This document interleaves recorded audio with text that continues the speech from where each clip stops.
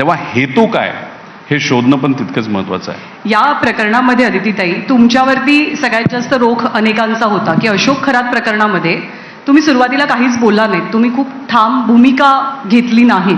हे प्रकरण खूप गलिच्छ आहे, खूप ओंगळवाणं आहे. तर तुमच्यावरती आरोप हेच झाले पहिल्यांदा की तुम्ही स्टँड नाही घेतला, तुम्ही भूमिका नाही मांडली. नाही, खरं तर मी सुरुवातीला जे काही मोजकी लोक आहेत पहिली त्याच्यामध्ये मी आहे याच्यावर भूमिका घेणारी. मी मंत्री म्हणून काम करते. राज्याचे मुख्यमंत्री फडणवीस साहेब यांच्या मंत्रिमंडळात मी काम करते. शिंदे साहेब, सुनेत्रा काकी, स्वर्गीय अजितदादांच्या मंत्रिमंडळामध्ये काम करते. मुख्यमंत्र्यांनी एकदा भूमिका मांडली ही मंत्रिमंडळाच्या वतीने असते. ती काही स्वतंत्र भूमिका त्यानंतर माझी काही वेगळी असण्याचं, कुठल्याही मंत्र्याचं त्याच्यामध्ये काही वेगळी असण्याचं कारण नसतं. मी सुरुवातीलाच म्हटलं की संबंध हा प्रकार निंदनीय आहे, घृणास्पद आहे आणि याची सगळ्याची चौकशी झाली पाहिजे.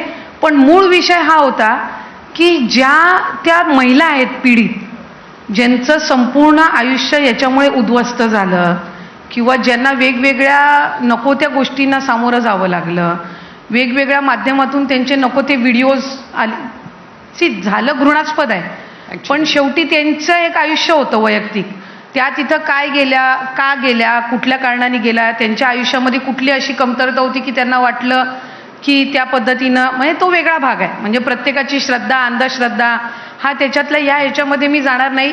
मी स्वतः पुरोगामी विचारधारेची आहे, त्याच्यामुळे मी या गोष्टी मानत नाही.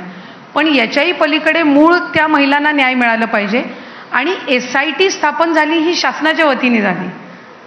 तो एकदा राज्याचे मुख्यमंत्री, जे राज्याचे गृहमंत्री पण आहेत, यांनी SIT स्थापन करून ती SIT एका महिला अधिकारी, पोलीस अधिकारीच्याच अध्यक्षतेखाली केल्यानंतर आपण त्याच्यावर येऊन वेगळी भूमिका आणि त्याच्यापेक्षा मोठी आणखीन काय भूमिका मांडणार आहोत असं मला वाटत होतं. पण माझी सुरुवातीपासून भूमिका राहिली आणि ती क्लिअर होती. त्याच्यामध्ये कधी माझी द्विधा मनस्थिती किंवा कुठेही काही कोण म्हणजे काही कोणाला पार्शालिटी त्याच्यामध्ये असावी, कोणाला त्याच्यातून सुटका मिळावी असं कधी माझं मत राहिलं नाही. योगेश, याच्यामध्ये आता असं आहे ना